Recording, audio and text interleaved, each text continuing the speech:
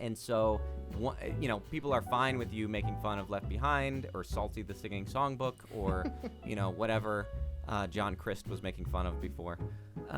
But like, once it's like, but when it's current, when it's something that they can use right now to win the culture war, whatever that is, then it's too precious. It's too holy. Yep. You can't mess with that. And to me, I don't think that should matter. All right, welcome back to the Crew Coffee podcast. This is the podcast all about growing your experience as a filmmaker and then talking to other industry experts on what they've done in the film industry and in the movie industry. I'm super excited to be talking to a personal hero of mine today, SayGoodnight Kevin. He's been a big influence for me over the past couple of years of just being able to think for yourself as a storyteller, and he critiques, would you know it, Christian films. Many of them are terrible, and he likes to be the accountability partner that nobody asked for. So thanks so much for coming on, Kevin. Man, thanks for having me on. Absolutely. I'd love to give you a couple of minutes to just introduce yourself and what you do. Okay, cool. Well, I don't even need a couple minutes.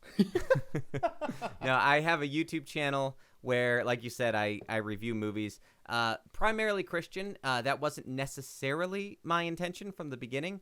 From the beginning I reviewed Left Behind. I did it as a joke. And other people were like, hey, when are you going to do another one of these? And so I kept doing that.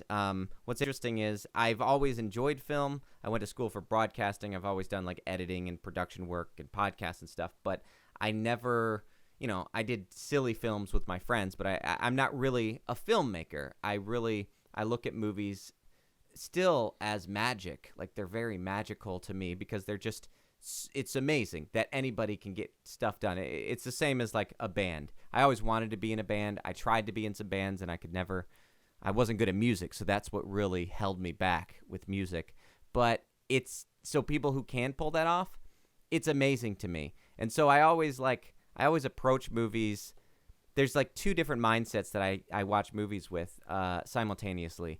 One is just the amazement of the magic of filmmaking and that amazed that anybody can make anything that is anything that is even coherent. I look at the movie, the Justice League movie, and I think when I see that movie, part of me is like, yeah, that's about right.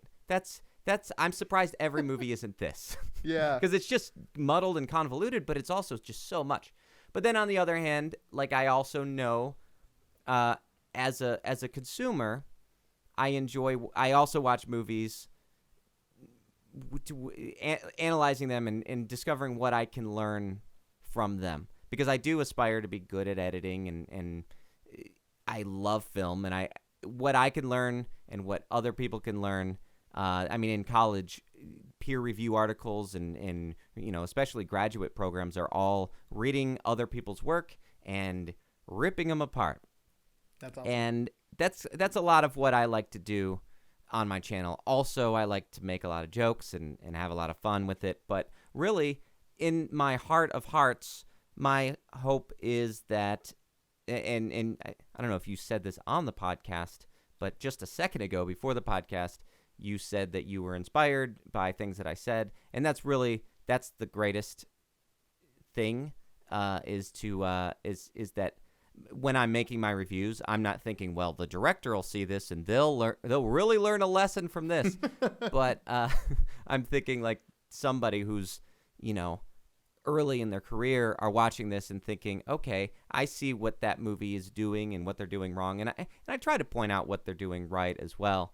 How can maybe in the back of their minds when kids are making student films and growing in their career, my voice, SayGoodnight Kevin's voice, will be whispering, annoying them as they film. That's amazing. Well, just to let you know, I have spent every night for the past 5 years of being a filmmaker, hearing your voice in my ear as I go to sleep. So you've accomplished your dream.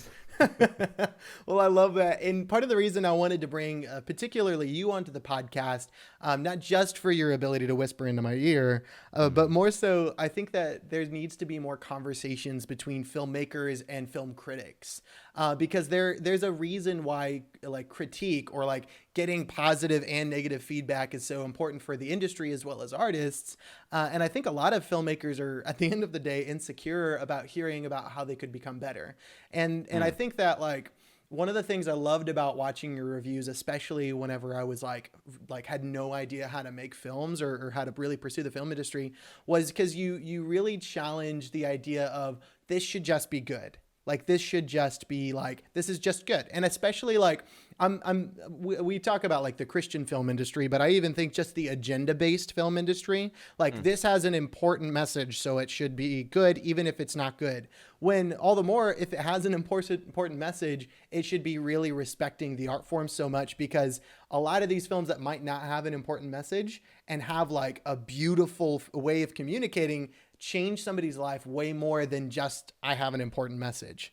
So I wanted to kind of chat with you about some of your opinions about particularly agenda-based filmmaking, and then even like going through some of the ideas around that world. So I'd love to hear, what do you think is like one of the biggest problems that you've seen in the films that you've gotten to review that focus on an agenda? Yeah, that's interesting.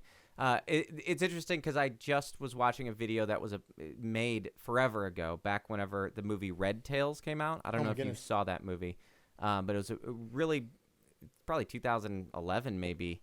But that was about before I was born.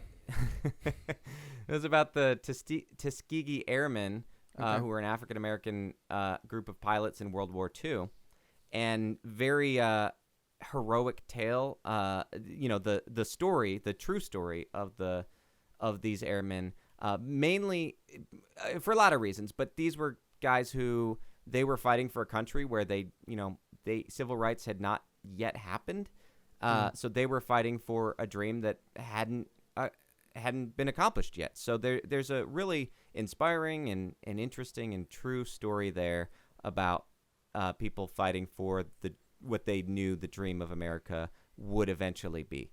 And there's also a movie called Glory that's about the Civil War and in the same, African American troop. Okay, so I say all that. I'm getting somewhere. Don't worry. Yeah. I say all that to say that movie, Red Tails, wasn't very good. And it's too bad. And it was produced by George Lucas, and oh, that makes sense. And you can feel it. You can feel it throughout the film. And it's very unfortunate. But what's interesting is George Lucas kind of did this interviewing campaign through promoting the film and talking about how no studio wanted to make it because it was about African American people. And that's, to me, I watched that and I'm like, well, that's kind of offensive to say that, because I don't know if that's true. And is that his perception? Is that what he thinks? And yet he was trying to get people to go and support it. And there was a huge like rally around that film to support it, just because he promoted it as if he was victimized and as if telling people that they're victimized. And if you don't go see this movie, you're letting the bad guys win. And there's something gross about that. And it's something that I believe happens a lot with Christian films, but like you said, just kind of propaganda films in general. And we saw that, I think, even with the Ghostbusters movie, we saw that kind of campaign.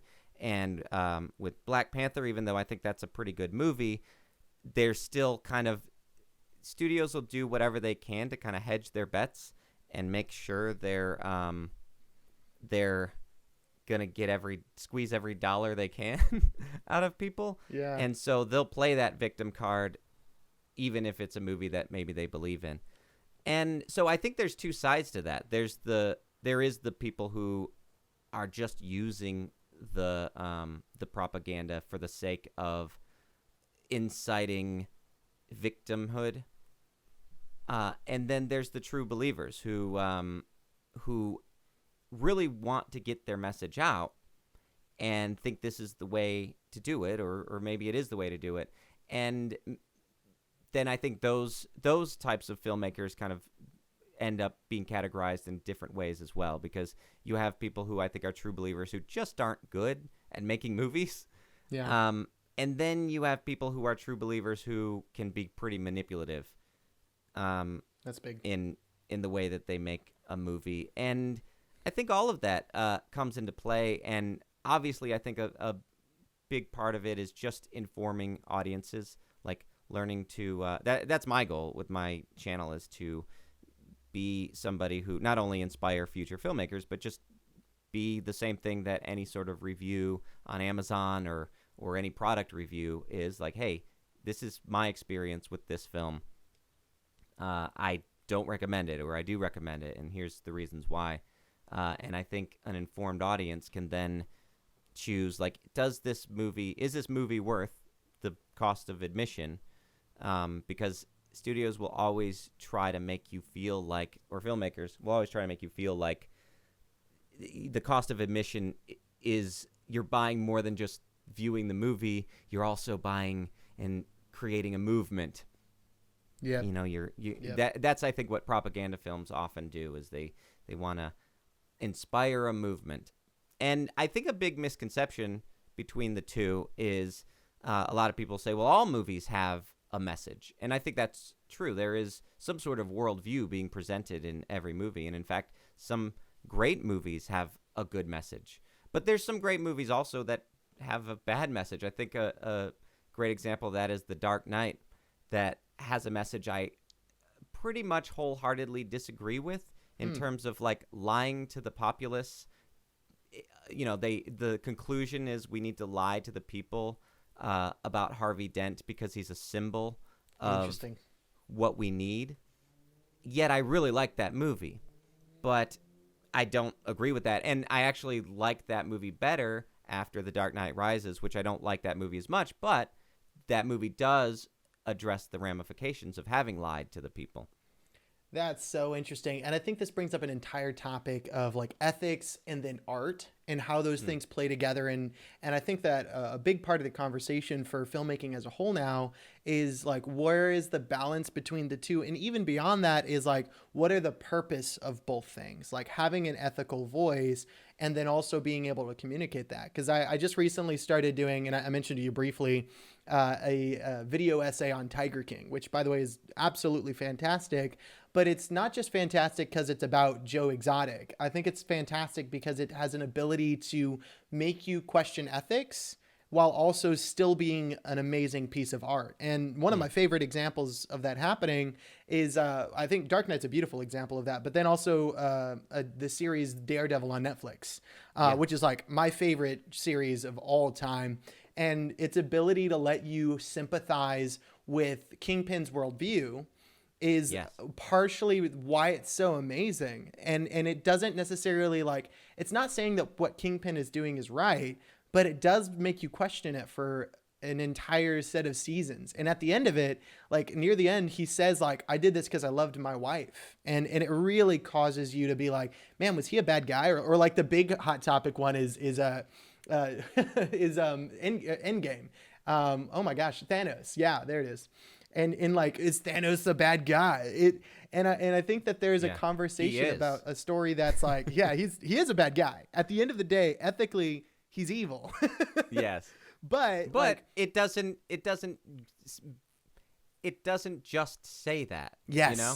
And I think that type of nuance is something that I've always loved bad guys who make you sympathize.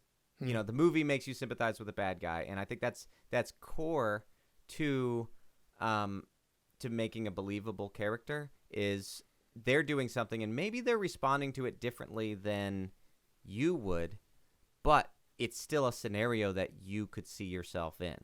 That's big. Or makes you think about how you would react. I think the first time I really thought about that was with a movie called The Rock, which is different than Dwayne "The Rock" Johnson. Yeah, I was. It's actually isn't it the Transformers director Michael Bay? I think. Then it's a masterpiece in writing, I'm sure. Yeah. And it's not the greatest movie of all time. It's actually kind of a spiritual sequel to the Sean Connery James Bond, because Sean Connery's in it and Nicolas Cage is in it. It's got all the perfect elements of not being a good movie, but it's actually a really good, fun movie. Interesting. But the bad guy, I always feel it was the first time I watched a movie where I was like, oh, this bad guy has a point. Like, he's making a point, and what he's doing is wrong, but he's making a point about, like, now I feel bad that thing that happened to him. Yeah, that's huge. And again, like, this is a big difference between an agenda and then an ability to grow as a human experience. And when we talk about, like, I think that the main one that I can pick apart is the Christendom space, because I belong to that space. And I think it's the best for me to, like, and I love how, like, you critique Christian movies. And I think it's brilliant, because if you were to critique, like, I don't know, Buddhist movies, you'd be a douche. Like, I'd be bro, well, just chill out. And thinking about, like, the Tuskegee Airmen, I've had people say, hey, you should check out the Medea movies. And I'm like, I don't think I can do that. It's not for me. That's not a safe thing to do. You can do it. I think that, like, and this is a biblical concept in the terms of, like, even in film, the goal of internal, like, growth is to build up the body. And so, like, to build up the body, you have to criticize the body, not the rest of the community. Like, right. If you through building up your own community, you can then set an example for other communities to repeat the process. And I think it's really important to do that. So, like, in terms of saying that to kind of relate back to like villainous characters, I think that there's a big problem with many of these films who just have you're a bad guy. Like, you're a bad dude, so let me feel like you're a bad dude. And that's an easy way to get people to sympathize. And I think it's an easy way to get people to create a likable character, which is a term a lot of like writers and critics will talk about. It's like, he's not really likable, or he's likable.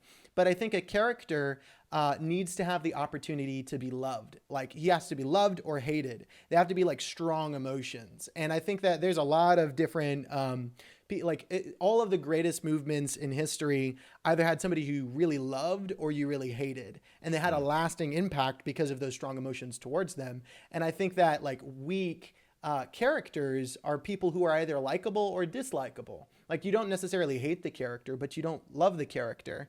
And so it gives you this medium space that feels mediocre. And there's an idea in cinematography as well as writing that's really important. I think it's the term, I overuse this to the end of the wind, but it's the idea of depth. And so we talk about a flat character or a one-dimensional character. There's no deepness to a shot. So, like, in filmmaking, you have a shallow depth of field or, like, a blurry background, and people say that's cinematic without realizing it's adding one piece of an element to depth, to a deepness to the shot. So there's different things that create that fake 3D space. You can do that with lighting. You can do that with shallow depth of field. You can do that with different lenses. You can do that with set decoration. There's different things that add depth to your camera work, but there's also different things that add depth to your character design. And I think that comes into a lot of ways of, like, the Dark Knight's a beautiful example of this. They were willing to end the second movie with something that they didn't themselves agree with. And they then, in the third movie, addressed that. And I think that I address this in the video essay I do on Tiger King. There's a desire to be loved, and that desire to be loved needs to risk the possibility of being hated. And without that possibility, and without taking that risk, like these amazing films have done, to even leave an entire film ended and closed with the wrong message to be able to then give so much value to when you correct it. Like, I think Kingpin's a beautiful example of that. He loved everything that he was doing, and you sympathized with him. And so it made his character development so strong, so that whenever he ended up getting beaten at the end of the film, you have this triumphant moment where he just, where Daredevil screams, like, I beat you. And it just feels so, like, proper in that moment. Whereas if there was not that much strong character development, would have been like, all right, like, why do I care? Why does this matter? And I think that there's a difficulty in that in a lot of agenda-based films, because they're assuming that everybody cares about what they care about. And they're not willing to take the time to say, go on the journey of caring about the same things that I do, so that when this moment comes along, you actually care too. Well, and that takes so much self-reflection Yeah. that sometimes if you are agenda-based, like if your whole goal is to get a message out there and you think that a movie can change somebody's mind, and that's the only goal, then I think you're setting yourself up to not take people on that journey. When a lot of us, when we have very strong beliefs, oftentimes that has come from a journey, even if it's a year. Yeah. Remember that your movie is less than 2 hours long. So nothing you believe came about that quickly. And if it did, then how, like you said, depth, like how deep can that belief really be? Yeah. Approaching it, remembering that most people are in one place, and if you want to take them from that place to a different place, it's going to take work, and it's going to take energy and believability, and that to me comes from putting story first. Yes. Because so often I think the core of agenda-based movies is putting the message first, putting the agenda first. And to me, I think that just makes it ineffective. If you actually want an effective message, the people who are watching have to experience that the way you have. If you truly believe it, then they have to experience it the way you have, and you have to have the confidence that maybe they're not going to walk out of the movie believing everything you believe once they leave. That's so big. And I think that, and this kind of will go a little bit deeper into our space that we critique often, is I think a big reason why many agenda-based like films have this problem, but especially in the Christian space, is there's this feeling and even this command in evangelicalism to bring people on that journey. And nobody put it better than Isaac Dietz, a filmmaker friend of mine here in Atlanta. He's where he referenced specifically God's Not Dead, and there's this deep desire to feel the journey of somebody coming to your point of view or to the faith.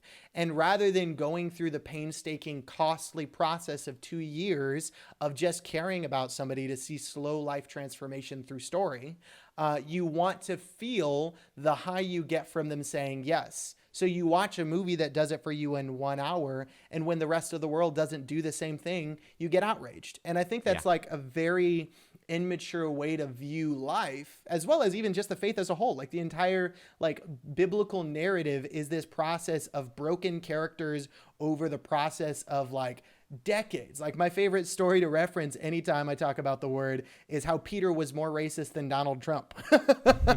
And like he's just like they're broken characters that are consistently being transformed even after they're good. Oh yeah. Yes. I mean, I always reference when Paul like had to yell at Saint Peter whenever he was preaching circumcision, and he's like, "What are you doing? Why are you preaching this thing? You should know this stuff, And yet he needed to be reprimanded. Exactly. Because he was wrong, and it is constant redemption even after they saw. If anybody was going to believe, they should be the ones who get it. It's big, and it's tough because we want to be in a better place, and especially with an agenda, you believe that like you're enlightened to the point where now everything I do is blessed. Whereas that might not be true. Like you might not be a talented filmmaker, and your ability, and this is one of my favorite references. They were actually using a lot of your video in their video, but they talk about if we believe in a limitlessly creative God, then why do we believe that creativity should be limited to just being right? And there is so much more to a narrative, even in our lives. Like, and I think that this is the biggest tell is like, how can we stop being mad at the world and start being more challenging of ourselves? To be able to say like, hey, if I can go on the journey and openly talk about those flaws, then other people will be able to open up to that as well. And I think so giving some praise, because there's a lot of things to criticize about our circle. One of the films that I have a lot of respect for is Ragamuffin, which I've been dying for you to review for ages. You know what's funny? I hadn't watched it until a few weeks ago. Oh, that's hilarious. And I finally watched it. And look, there are movies that people have been telling me since I started reviewing. I've been doing reviews for a little over 5 years. Yeah. And there have been movies that people have been telling me, well, because I kind of started off and I'm like, I'm on a journey to find a good Christian movie. It's not really. I'm just there to make fun of bad movies. But That's great. Because the bad ones are the most fun. But I do appreciate that people will recommend different movies to me. And I've reviewed or at least checked out most of them. But in most of them, I've been like, okay. Like Gavin Stone was one of them. And I get why people would recommend it to me. But I think it's fine, but it's a little cliched. Yeah.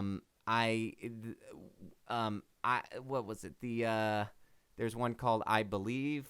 Yep. Yeah, I Believe, which was okay, but it was also a little derivative because it was like okay. the liar reveal situation, and yeah, it was. And some of the jokes I'd heard from Tim Hawkins already. Oh, that's so great. it was a little weird. And then there's Blue Like Jazz is another one that everybody tells me that I would like. I'll come back around to your question in a second. You did. And that movie, again, it's fine, but it's not great.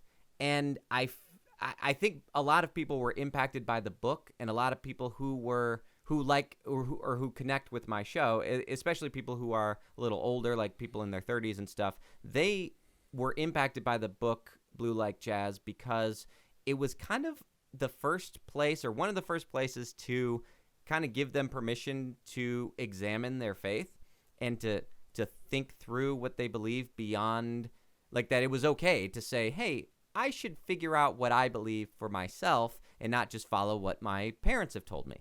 And so there is a subculture there of people who grew up in Christianity who were impacted by that book. To me, I look at it and I'm like, this is fine but not great. So Yes. all of that to say, and maybe I'll do a video talking about Blue Like Jazz at some point because I do have thoughts, but I probably should save it for a full video and not take up your whole podcast. Ragamuffin, I was expecting basically the same type of people who were recommending those other movies were recommending Ragamuffin. And so I had put it off, and I'm like, okay. Someone even sent it to me in the mail, and I had the DVD. Oh, wow. And I had just seen I Still Believe, the Jeremy Camp movie. And so I was like, well, I should watch this. I'll review it and prove to everybody that it's not that great. And I watched it, and it's really good. It's very good. Better than those other movies I mentioned. There's some things like just filmmaking wise, because I think it's pretty low budget. It's a pretty low budget film. And you can feel that especially early on. And it's probably a little longer than it needs to be. Yes. But oh my goodness, like everything you would think I had seen it if you watch my I Still Believe initial reaction video. All the things that I was like, man, I wish they would do this and this and this. And then I watched Ragamuffin, I'm like, this does all those things. Yes, it does it so well.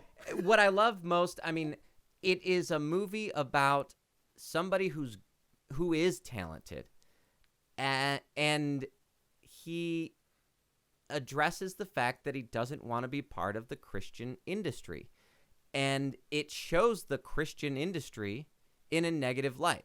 Yeah. Or at least not in the propaganda, this is the bad guy, but in a genuine, like, the way that a lot of, musician biopics do, where they have pressure, they have money pressure, like, hey, if you want to sell albums, this is what you need to do. And him pushing back against that, because that's genuinely the type of guy that, whatever the guy's name is in the movie. Rich Mullins. Rich Mullins, yeah. Yeah. That's genuinely the type of guy that he is. And just kind of it's a little bit deeper than those types of movies typically go. Yeah. It focuses on grace, and so I actually messaged David Schultz is the director of that Yes. that movie, and I friended him on Facebook, and I'm gonna have him on my podcast. Oh shoot! I was literally just gonna say I'd love to interview him. Oh, he did like a follow-up film, didn't he? To Brennan, about the old dude in it. Yeah. I haven't gotten a chance to watch it, but I've heard that one's really good. Like really interesting. And what I love about the film, first of all, I think it's one of the first movies that honors a biblical narrative well. And that's aside from it being a good film. It honors the idea of broken characters being saved by a main character, and that main character being God. That's like a very core theme in biblical narrative. It's not bad guys and good guys. It's everybody's terrible and somebody's redeeming them. Yeah. And then I also think that there needs to be some sort of outward. I mean, the Bible talks about this. You know, they'll know by the fruits of the Spirit and all that jazz. But I think for people to recognize that people who aren't Christians might watch this, and do you want them to actually connect, or do you want to alienate them? And I think that if you don't have some sort of that the struggle isn't just with the way he relates with God, but also the way he relates with people, like humans. Yes. And there are things that are kind of considered universally good, like caring about people, loving people, being a more selfless person, which are also aspects of Christianity. I think that that's important to highlight, because I think just watching a lot of these kind of victim-y type movies, like the Pure Flix type, God's Not Dead, and the more recent one, Unplanned, where you have these very black and white characters where it's often just things happening to them, and instead of them discovering things or figuring out how to be a better person themselves. And even though Unplanned is about somebody going from being what they consider to be a bad person to what they consider to be a good person, that struggle seems to perpetually be external instead of internal. Like, who am I internally, and what do I really want to be my legacy? Do I want my legacy to be that I worked for Planned Parenthood, or do I want my legacy to be something different? And I think that could have been a much more interesting exploration, even if somebody doesn't agree with the conclusion, the exploration, because I don't necessarily agree with everything in Ragamuffin in terms of what Rich, like, I'm not going to go, I'm still a capitalist. Yes. And so I still think that there's a level to where I'm like, yeah, going and living on an Indian reservation, like, I don't necessarily think, I'm not going to do that. But you could tell there was a genuine struggle of him. I'm not going to tell someone not to do that. I still think he's a good person for truly struggling to figure out how to not make money to be rich, but how to be who he needs to be and what his legacy is. And that he doesn't mind, he didn't mind making songs for money. But even the thing at the end in that movie, sorry, I know you were in the middle of saying something. The contrast between that movie and I Still Believe, which I don't know if you saw that, but at the end of I Still Believe, there's a blurb where it says all the albums that Jeremy Camp has sold and all the people who've come out to his concerts, like how many ticket sales. And to me, that I'm like, what? Who cares? Like, what does that have to do with anything? But in their minds, they're thinking, okay, here's what the spoiler alert for that movie. This tragedy that happened wasn't for nothing, because look at all the great things that have come out of it. Yes.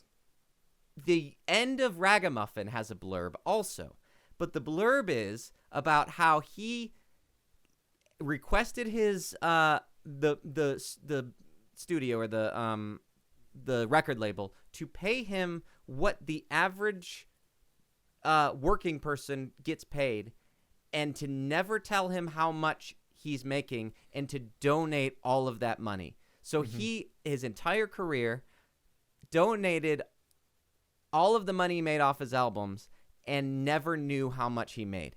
The contrast between that was so stark, and that's amazing. What an amazing person, and what a person worthy of getting a movie made about him. Like, this was a story worth telling. That's so big. And I think it's interesting to see those kind of contrasts. For one, absolutely, like Rich Mullins is just like it's before my time, but I remember being a little kid and hearing Awesome God.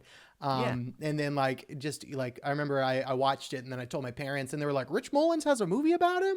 Mom was like, did you know he did this? I was like, yeah. I was like, oh, I feel old. But it's such I mean, it's before my time as well, for which real. I think, I don't know, made it a little more interesting. Even though Amy Grant plays the same Amy, it's like she's just going around getting songs from men, I guess, because she in what's the other movie? The one that came out about Amy Grant? I Can Only Imagine. Oh yes, she's the same person. She's. Yep. Do you see that movie? I haven't seen it. Was it the same actress? No, it's a different actress, but it's Amy Grant giving advice to the songwriter, the person who's writing a song for her. Oh no! Like she's kind of the why. They're in a studio getting like. It's basically a lot of the same plot points, like a lot of the same beats in I Can Only Imagine. And I think now, if I watched I Can Only Imagine again, I would dislike it even more than I did, just because it is pretty much ripping off Ragamuffin. Yeah, it really, and I remember talking to a couple of my friends because I haven't had the chance to watch it myself, and it rips it off without being willing to like let you come to your own conclusion or let there be like a personal journey for the film. Again, not having watched it, but hearing like what a lot of people have said about it. And I'd love to. There is a strong like father-son growth that I think anybody, those are the moments that anybody could relate to. I think that works. Same with I Still Believe. There's one scene that's between the father and son, and I think those guys, the Irwin brothers, do know how to do father-son relationships. They're like the J.J. Abrams of of Christian films. Okay, that's amazing. And those moments are strong, but the movie overall isn't as strong as those moments. Yeah, and so I'd love to pull this up for referencing and then just for indie filmmakers to kind of get a perspective on this. I Can Only Imagine movie budget. This is where it just becomes convoluted at this point. But like, okay, I Can Only Imagine had a $7 million budget, which is, I mean, like it's a budget. It's not like a low budget, but it's not a great budget. It's less than Daredevil was shot with. And it's not much less though. But then we look at a movie same like amount as the Invisible Man that just came out. Oh wow! You can make an amazing film, which that was like I've heard is a great production value film. But Ragamuffin is the budget for it was $180,000, like nothing. You could get that from a tithe at a church. Like, and I think that you mentioned earlier that it feels a little bit low budget. There's a lot of really cool cinematography choices into it, but I feel like they took their budget and they made a great film. They didn't say, I have a low budget, let me make a low budget film. Let me skimp on writing. Let me skimp on talent. Let me skimp on this story that needs to be told. And I think that Ragamuffin, if it had had a more intentional marketing strategy, could have been a huge hit, which of course is a whole conversation about like where X, Y, and Z goes and how it should go.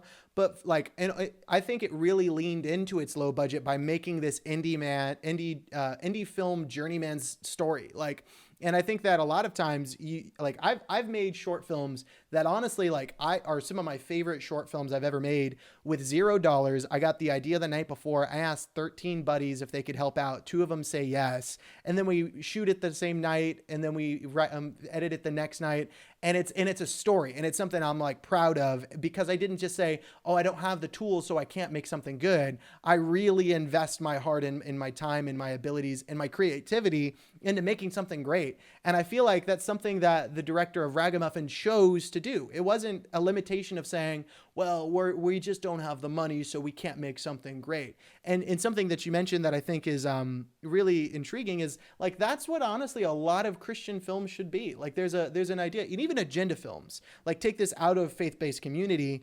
There's an idea in the Bible that says like, we overcome by the blood of the Lamb, which is Jesus' sacrifice, and then the word of our testimony, us being awful human beings and growing through external and internal circumstances. And too often it's a desire for there to be this massive story where we pray away the world, rather than it be like, hey, I'm growing as an individual, and that doesn't take a $2 million budget to tell that story.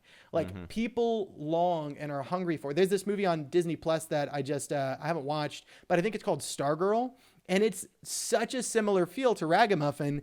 And I'm pretty sure you could have shot the entire film for $100,000 and still made an amazing film. There are reasons why you spend more money, but I think especially in today's day and age where you can get a cinema camera for $1,200 and be able to put together a crew in Atlanta or Nashville or Los Angeles for a really good budget if you have a passionate enough project, and even be able to find the writers to create these unique stories everywhere. Yeah. There's not a price gap to where you can't make these amazing films anymore.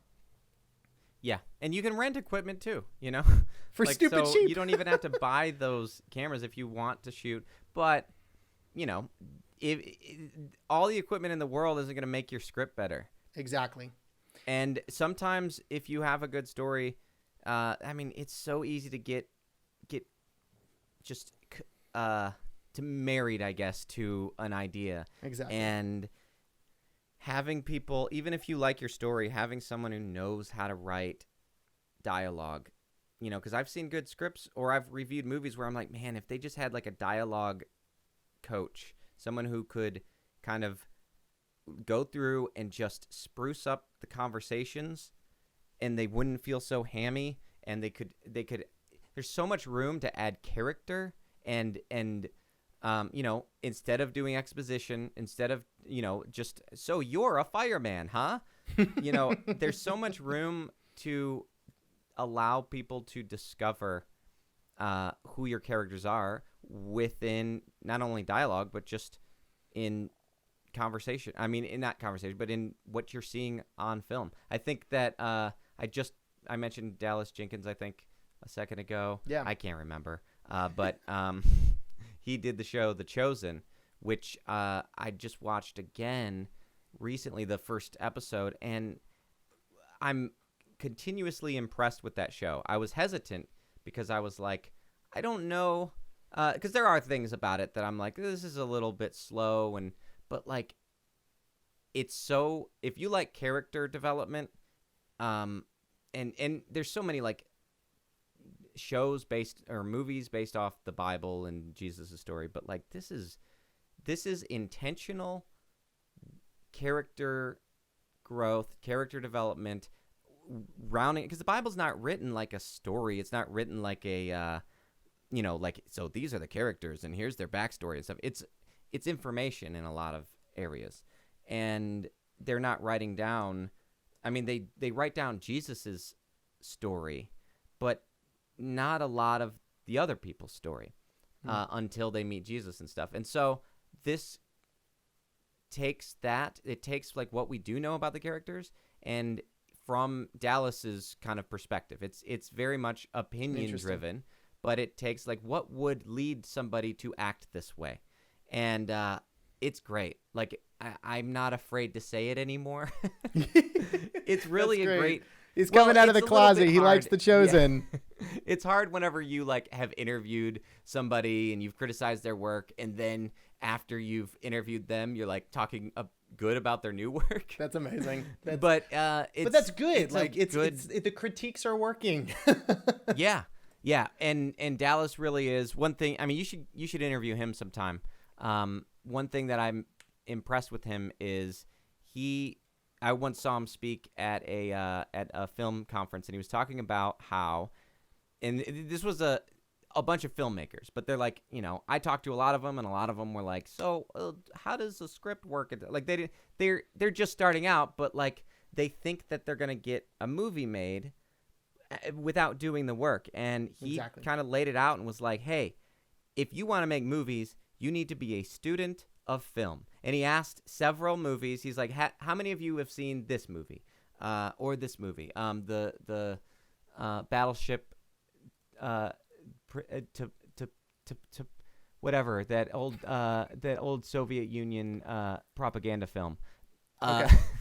It's a silent film that is a propaganda film that is one of the biggest influences on cinematography in the modern day.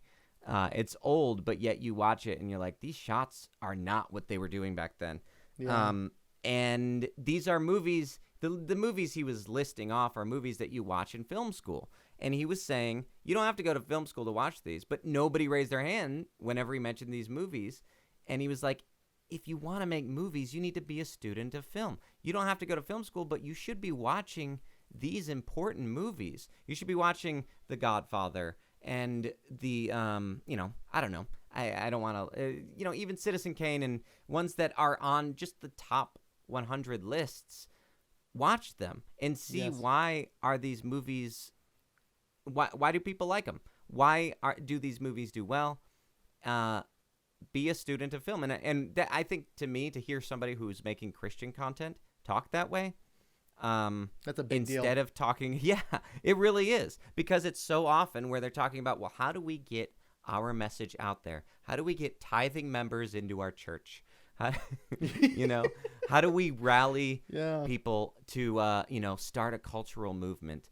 And how do we send a message to Hollywood? And that's something in all of these areas, whether it's, all of these groups, all these little like groups that people put themselves in, that, well, we're victims and we need to send a message to Hollywood that we're here. That's huge. But yeah, I mean, just why not make a good one? And that'll send a message, right? Yeah. Why do we have to go and support a film that isn't good in order, like, what message is that sending? Look how much money this movie that took advantage of its audience made.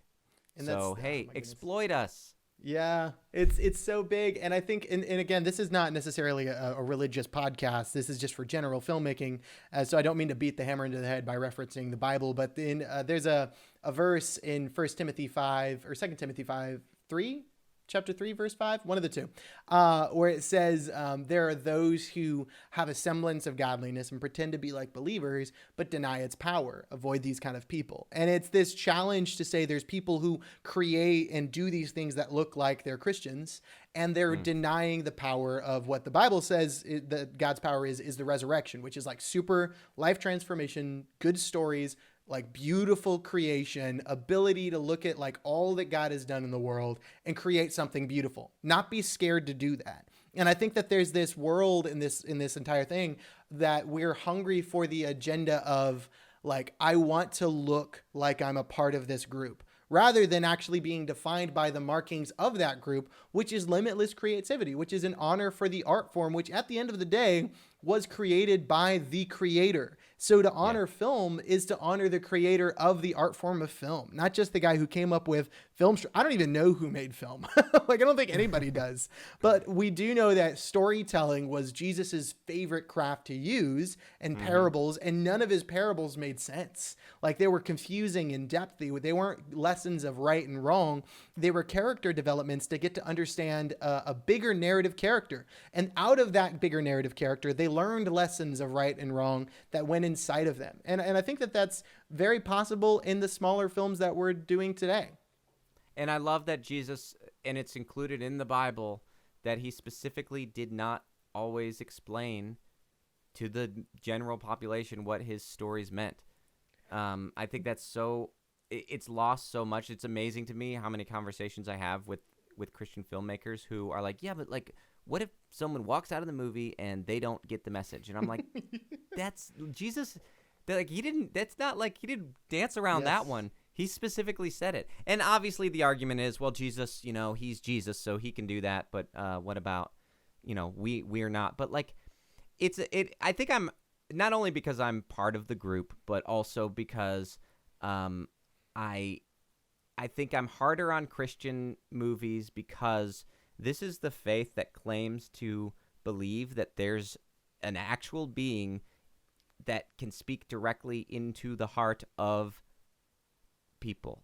Yes. And so the fact that you're scared that they might walk away and not get it, yes. That's not necessarily expressed, but sometimes I watch a movie and I'm like, this is talking down to its audience. Yeah. This movie makes me feel like it thinks I'm really dumb. And even more, it's talking down to the author that they're claiming to make this movie about. Yes. Yeah, absolutely. And it always got me when I was a kid, and I think it still happens to this day, but I don't hang out with these types of people. But there's that fear, I remember when Harry Potter was big, and they're like, oh, the devil kids worship. are going to learn. Yeah. And even, when it amazes me the power that people give to Satan. Like, if they're going to believe in all this stuff, that they believe that slight nuances in a movie can send their kids off the deep end. Yeah. When Satan's doing it, but like, you can't have slight nuances of Jesus. Oh, you wouldn't do that because he's not a god of confusion. He just causes donkeys to talk. Yeah, he it just makes it seem like, wow, you really think that Satan has way more power than the Holy Spirit. Yep. If you can't have subtlety in a Christian movie, but even a director mentioning that LeFou might be something different than what you want to believe, that's going to influence your kids, apparently. It's going to destroy them. And here's the thing. Maybe that's true, but maybe you should take a lesson from the people who are winning in the influence game, who honestly are just taking lessons from the people who won the influence game back in biblical times, to be able to communicate subtle ideas to normalize important realities. Like, if they think that's important to them, normalize it subtly instead of telling the world they should believe that. Yeah. Or instead of alienating it's people huge. Who don't believe it. That's so big. And I think that we're one of the few groups that are so self-absorbed, even, just to say that, like, we have to have things our way. When that, first of all, that's the exact opposite narrative to what we believe to the paper. It's to be in the world and not of it. It's to be exiles in a country. It's to be weird, like the odd man out. That's the entire narrative that he disclaimed and said, roll with it. Like, they don't like you, cool. And I think that there's this eagerness that has nothing to do with the faith. And I think that's one of the biggest reasons I'm strong to criticize on a film level, because I have a massive love for the art form of film, but even on a faith level, because I am very passionate about understanding the faith in a proper way. And again, like, not to brag or toot your horn, you were a big part in challenging those thought processes, because it really did start for me. It's awesome. like, why should I immediately listen to the most passionate person in the room who says that all atheists are out there to attack us, so we should make movies about that? And it's like, it's just because they're very strong, and people, and this is the big thing, this is why people love Tiger King. He is full of passion, whether what he's saying is true or not true. And it's so much easier to dive into something that seems to be purposeful rather than actually taking the time to do it the right way. And it's so easy to do that. But in reality, we're being shaped in a way that's subtle no matter how we think. And I think that in many ways, the brilliant, like, I would say, and this is rude, I would say that the agenda of many of these agenda-based Christian films are simply influencing the people who they say they don't need to influence to view the wrong thing. They're influencing the Christian audience to believe the same thing that they do subtly, but they're not willing to do it to the people who they say they want to influence, which is really interesting. Yeah, it's interesting. Just kind of if you're alienating or you're pushing away the people who you claim that you're trying to reach, then all you're doing is gathering together and patting each other on the back and saying, wow, we're really reaching out with this thing. When in reality, it's just people who already know about it. Exactly. And even that, like, some of these movies, like God's Not Dead, is probably the one that I think affected a lot of people in realizing, wait, Christian movies aren't only like cheesy and bad, but like, this is a bad thing that it's saying. Yeah. Because I again totally disagree with the message. Not only do I think it's a poorly made movie, but I think the message of yelling at your professor and embarrassing him in front of his class after he's admitted to you that he watched his mother die and prayed to God. Call. Like, that's not, I don't think that that's the right thing, but I don't think that's unintentional. Like, I think they intentionally had that in the movie because to them, they wanted to incite people to rally. And I think I think that's gross because they're not even trying to get them to rally about their faith. They're trying to get them to rally after they've conflated their faith with the movie. So people were defending the movie as if though it was their faith. But another thing that's weird about all that is you can see that I found that there's less of a visceral reaction for people about my review of God's Not Dead now because it's no longer being used as a tool in the culture war. Yeah. And so, people are fine with you making fun of Left Behind or Salty the Singing Songbook or, whatever John Christ was making fun of before. But like but when it's current, when it's something that they can use right now to win the culture war, whatever that is, then it's too precious. It's too holy. Yep. You can't mess with that. And to me, I don't think that should matter. That's a big deal. There's an idea that there's a bigger truth than what's popular or what's culturally normative, because those were the things that, first of all, films should be addressing. We need to challenge what's culturally normative, not to win a culture war, but to win hearts. And I love that because that was the message that Jesus came to proclaim, was that he wasn't going to come and take over Rome when everybody wanted him to. He was going to come and start to transform hearts on a smaller level, which I think is what the goal of and this is genuinely my opinion. I think that the best way that you can spread any agenda, any worldview, even ones that I disagree with, is to be able to go in and change individuals' hearts. And if you want to do that on a massive scale, do it with film and watch how massive amounts of people's hearts are changed by your worldview being done in an excellent way. Because the world wants to be entertained. Like, it wants to just feel like they have purpose. And if you can apply that in a fun way through a film, and you're able to subtly cause the world to question their current worldview, then you're winning a game that is going to last for centuries longer. Because first of all, nobody's fighting back. Like, everybody wants to feel this thing that you're supplying, but you also can't lose because you're doing it in a way that's, you're not really giving much ammunition for them to fight back against. Yeah. Well, and I say all of this, and I can be real critical. Yeah. I try, and maybe negative, but I'm not a hypocrite. Or at least I try not to be. All of these are things that I apply to myself as well, and I feel like the biggest proof, at least this is what I want. My biggest proof that it's not the presence of Christianity that makes people say Christian movies suck, is the fact that it is the existence of my channel. And my reviews, every time an atheist comments and says, I'm an atheist, but I love your channel. It's huge.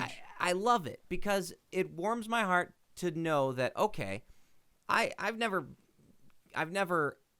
hid the ball on who I am and that I am a Christian reviewing these movies.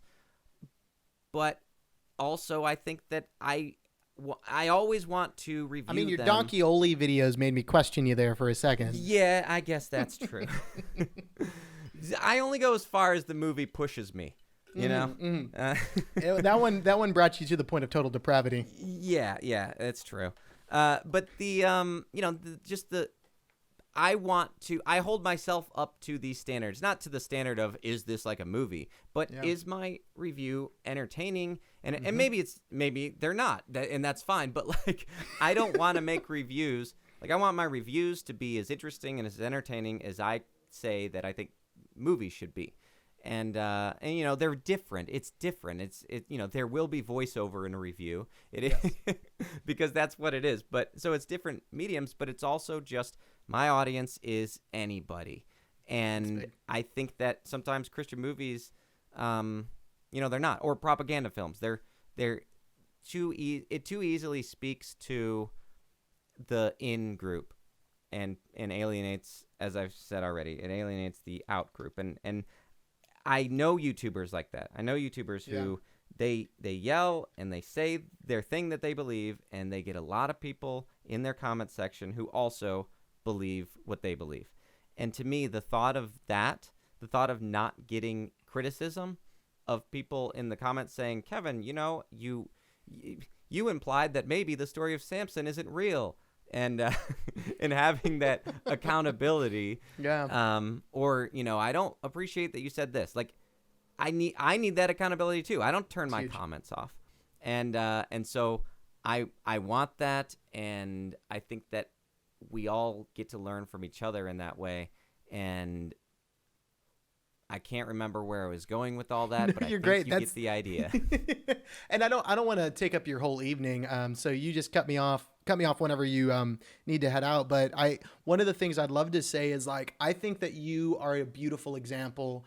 You're just a beautiful example. Now, I think that you're a good example of somebody who does grow in their career over time. Because I remember, like, watching your early videos. First of all, it was definitely like an act early on, and it was like, I'm like very obnoxious about hating Christian movies. And what? No, more so like there's just a caricature. I was never obnoxious. That wasn't intentional. No. More so you were very vocally. Oh, yeah. I mean, my original name was the Nostalgia Christian, based off of the Nostalgia Critic, who is a very obnoxious internet personality. And so I was very influenced by that early on, which I don't even watch his show anymore. And I actually find him obnoxious as well. So you are not wrong. That's great. But now watching your videos, I think I've seen even like a couple of hints of humility. Oh, I think my mic cut out there. I think what I've gotten to see more recently, though, is even like, take it how you will, like a couple of hints of humility in your perspective on things. And I've seen that a lot from your comment section, as well as just conversations that you've actually applied the critics for the critic. And I think that's like a big deal, because it gives so much credibility to your audience as well as to your mission. Like when you are really doubling down on what you believe, which is to make things better through critiquing them, you're really a beautiful example of that happening in real life. So I think that what you're saying is absolutely true. Man, I appreciate that. I mean, that's really encouraging, because I mean, it is when you've been like negative online. I see this in like a show like CinemaSins, who CinemaSins is from they're from Nashville, and I know those guys a little bit. And we're not best buds, but I remember watching the crossovers. Yeah, and there is a struggle with them of how they just have to be negative all the time. Yep. But they would love to do more like reviews and discussions and explorations and stuff, but they've got this audience. It's like, okay, do I give up what I'm doing? Like, they don't hate what they're doing, but they would love to do other stuff too.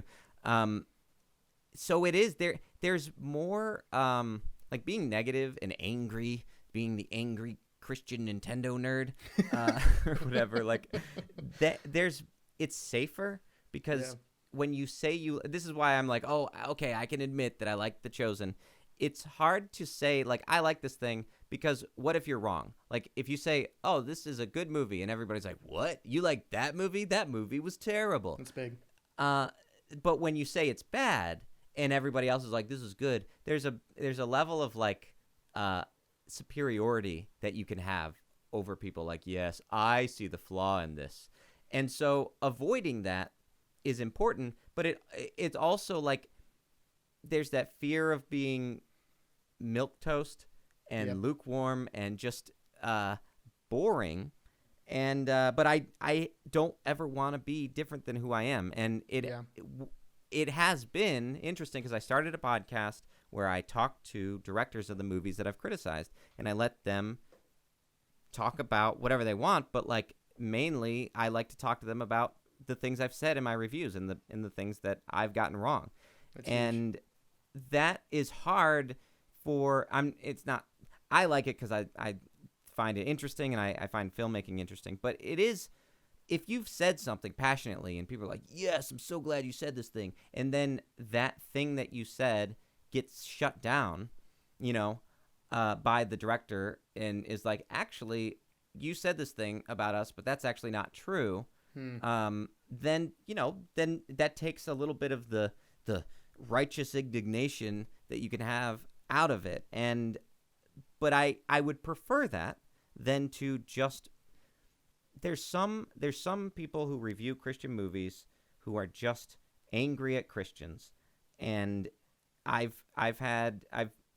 have a friend who had theirs. I won't call anybody out on this, but there's just some who are just like, it's funny to watch, but they're so off base that I'm like, what is the end goal here Exactly. of doing this? And to me, I do like to think about what is the end goal of this, and I do think that it's education and growth, whether it's myself or other people. Just I think that people often say that sunlight is the best disinfectant.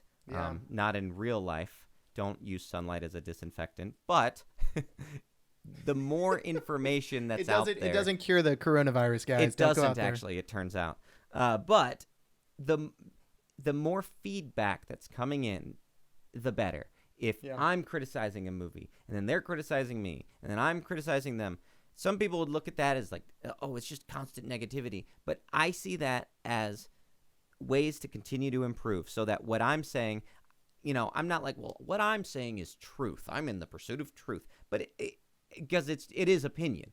But I am kind of in the pursuit of truth. I don't want to be criticizing a movie for something that it's not, or a director for something that they're not.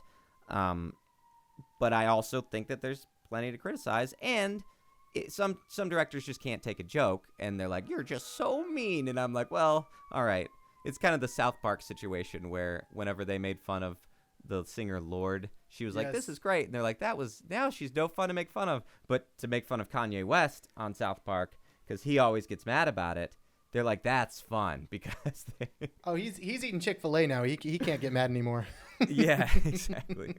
Yeah, but like I mean, I don't want to like, because to me, people, the directors who get mad, they're like, why are you punching down or whatever? Because like, we had this budget, and I'm like, I have no budget. Like, I'm making a show with no budget at all. So if I'm noticing the problem, it's all punching up.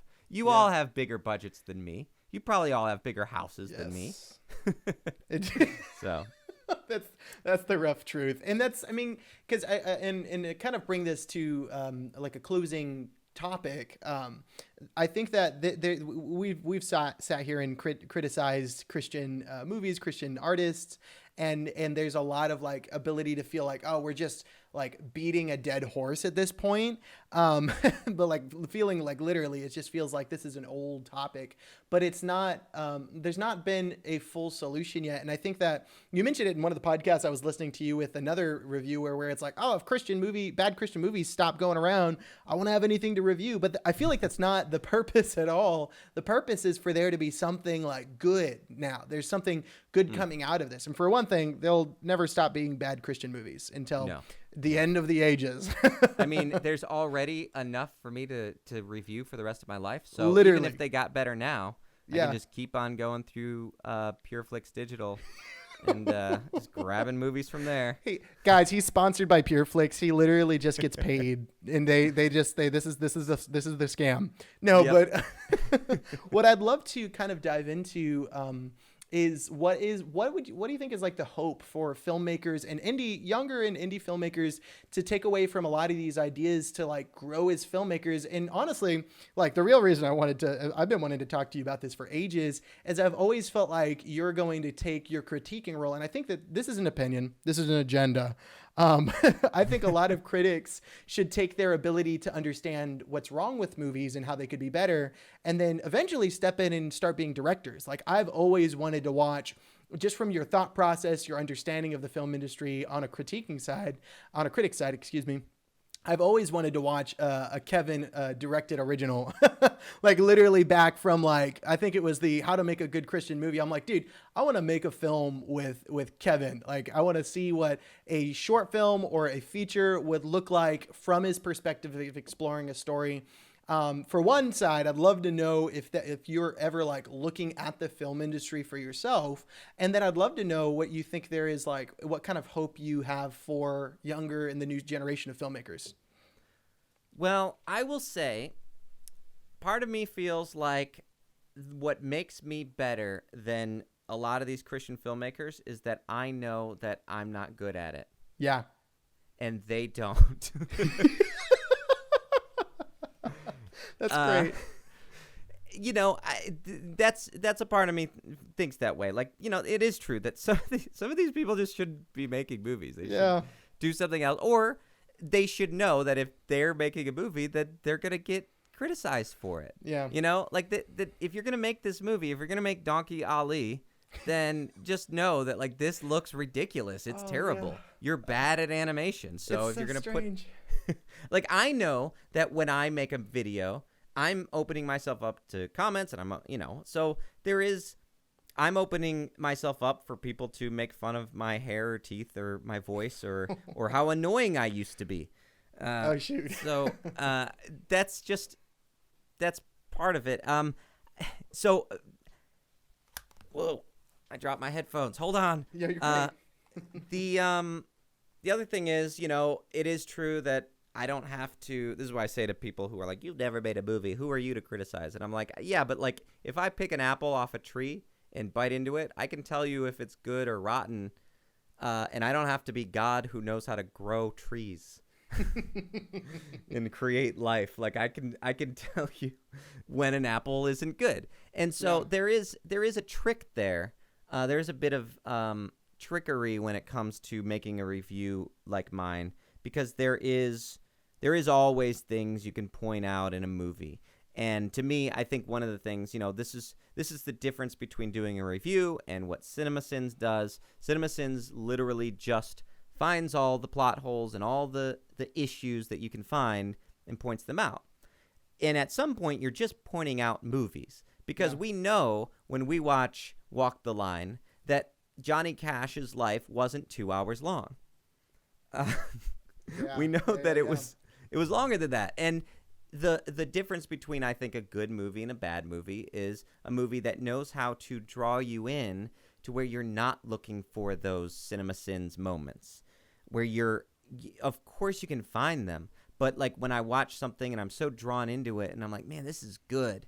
This is a good movie. It's because they're using the magic and the trickery of filmmaking to bring you into a story. And so you're not, but when a movie's bad, I think I mentioned this when I sometimes I'll do non-Christian movies, and I talked about Spencer Confidential, which was a Netflix original with Mark Wahlberg. And that's one of those movies where I started watching and I was like, okay, I'm interested. And then there were a few moments that informed my brain that I'm not in capable hands. Yeah. And so then I started seeing all the flaws with the movie. Had it been a good movie, had it been, a better crafted story, there may have been flaws, but I wouldn't have noticed them. And so those are all my excuses about how, but those are my admissions that there's nothing. It's easier to say the problems with something than it is to then say, and this is a challenge that than it is to say, let me finish that sentence, that it is to say how to do it right. Yes. I have read scripts. That is an area where I have gotten into, I guess, the film industry. People have asked me if I could read their scripts, and that's where that's most glaring to me. Humbling and humiliating, perhaps. A humbling part of that is realizing I can point out, hey, here's an issue. This is something that I noticed, but I can't always just rewrite the dialogue to be good, because what if mine is just as bad? And so that's where I can say, you need to get somebody who is good at writing dialogue to write this part. Rewrite this part. You need to get someone who understands story structure to, here's parts where there's flaws, where it's cheesy, where it's weird, where I'm unsure why this character's there. Yeah. Get somebody who knows how to fix this to fix it for you. And I'm not that guy. That's big. I can't do that. And that's something that I've experienced with reading scripts, but also sometimes I can rewrite the dialogue and say, look, I mentioned this in my Overcomer review, the latest Kendrick Brothers movie, that was the first script. Alex Kendrick sent me the script to read and to give my notes on. And that was humbling because I'm like, this is a movie with a $5 million budget. Yep. I've never been close to anything with that, and he's trusting me to read it. And obviously there's other people who read over it and stuff, but like I did rewrite some dialogue, and he actually used some of the dialogue, and that was awesome. Interesting and an honor. But you know, again, all of that to say, I recognize that it's easier. Like when you're looking at making a film, it's a shot in the dark. You're like, I don't know. And I think that is what's helpful, and hopefully what was helpful for some of the people who I've since, because Alex didn't take a lot of my my ideas, which I point out in my review. But some other people who I've read their scripts, and they've paid me, just a heads up. Anybody who's looking, there's a promo there for myself. Good, yeah, big plug. Yeah, but people who have taken my advice, I think for them it gives them some direction to go.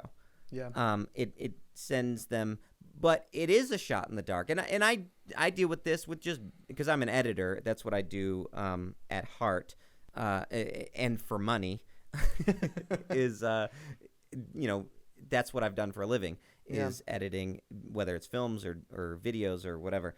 And so when I do work for other people, sometimes I do you always have like your first draft. That's never the final version, but sometimes I'll leave stuff that I'm like, this isn't how I really want this, but I don't know what they want. And so then you send them that draft, and then they come back with like, well, what if this was more like this? And you get more information, and it makes it a lot easier to then know, instead of pulling out of the air just some random thing. You're like, okay, now I have an idea of the direction. So hopefully that's what I've been able to do with some of these scripts. Is it lets them hone in on where are the problem areas that I can like really focus on, instead of just here's this massive project and all these things. I don't know where to even begin because I've been deep in it for so long. That's so interesting. That's super interesting. So I don't know. I mean, I would love to at least like co-write something. I was talking to somebody. I've got a podcast coming out with a guy named Tyler who's done like reviews and stuff, not online. He's a writer, and he just put together a film that's a documentary, but it's all like video essay style. And I've been talking to him that I would love to kind of, because it's about the story of Christian film and like the history of Christian movies. You said like, I don't know who invented film, but who invented Christian film? Sorry, my dog is scratching herself, so you might hear that. And it's very interesting, and he takes such a solid, neutral approach to it, while still being honest. That I told him, look, this is really cool, but I would really love to see what this would be like if we actually interviewed some of these people who you talk about in this. And he seemed interested and excited. So that may be a project that I work on, because I know some of these people who he talks about in the thing. And I think it would be way better if it's coming from the actual people instead of talking about the actual people. And that's so interesting. Documentaries are probably easier for me because it's very much an editor's game. Yes, because you know, I've edited like interviews for a long time. That was what I did right out of college, and documentaries are kind of you know, a lot of interviews, and that's probably what helps me kind of be able to watch movies and do the reviews, is because I'm used to looking at like an hour-long thing. Yes. And editing it and knowing, okay, he mentioned earlier on in the interview this thing, and then later he said, when I said this, so I want to make sure I don't cut that out, and just kind of forming a story using interviews and you know, that type of finding the story in the conversation. So maybe I'll do that. You know, maybe I'll do some documentaries, but I don't know. I mean, if I have an idea, I've had thoughts. The other day I was I think of movie ideas. Yeah. Probably dumb ones though. I mean, who was it? Whichever one, Siskel and or Ebert made a movie, and apparently it was terrible. Good. So it's not like critics can't do that, but I thought of an idea of, instead of, you know how zombie movies, they always have it where they like quickly become infected, but what if like they slowly become infected? Would that be boring or interesting? Like, yeah, you know, it's like cancer, you know, like, yeah, I was diagnosed with zombie. That's actually a real story. It's the coronavirus. Oh, yeah. Maybe that's why I thought of it. Oh, I'm no. like, what if we're all trapped in our homes and it was slow, but yet we know. So then you have time to, like, I mean, that could get real emotional, or it could be really funny. Yeah. That's a really good idea. And this is my, I wouldn't say plug. What is it? This is my spiel for you on my end. Like this, what I've learned in being in the Atlanta film industry, which like there's a whole story about how I ended up here. I actually grew up near Nashville. But like what I've learned about filmmaking more than anything is all that you need to be a filmmaker is be willing to be bold enough to question if something's good, and then put really talented people around you who can challenge your choices as a filmmaker. That's all a director is. And like learning and getting better. But like I could totally see like you as a producer, and you bring on really good ideas and you distribute through your own channels and audiences. Like you like, I see like, I feel like more than you're giving yourself credit for, you have so much credibility to not remove the magic of movies and to use that as your like biggest strength. Cause I'll watch a movie and I see all of the different pieces. And so it's hard for me to enjoy any movie, which is really sad. Yeah. Once you see behind the curtain. Yep, exactly. It's less exciting and fun. But there's a different kind of magic that I enjoy for movies. But I like literally first of all, documentaries. I would love if you did that documentary film. But all around, I see there's a limitation in the thought of who's allowed to make a movie. And I feel like especially critics, there is a place for Christian movies at your small group. Like you just share it with your people until it's good enough to share with the world. And I think that like there's a place for you in the film industry at like whether that be a producer or director or whatever, that at some point in the next 30 years, I cannot wait to watch whatever film you end up producing yourself. Well, thank you. Maybe it'll be that zombie movie, and then you're I hope so. Oh man, I encouraged this. This is my fault. I know. I'll have to tell you off the air about my my feature film script idea, which is all it's a accidental incest story about Jesus. Okay. And it sounds terrible, but it's actually kind of amazing.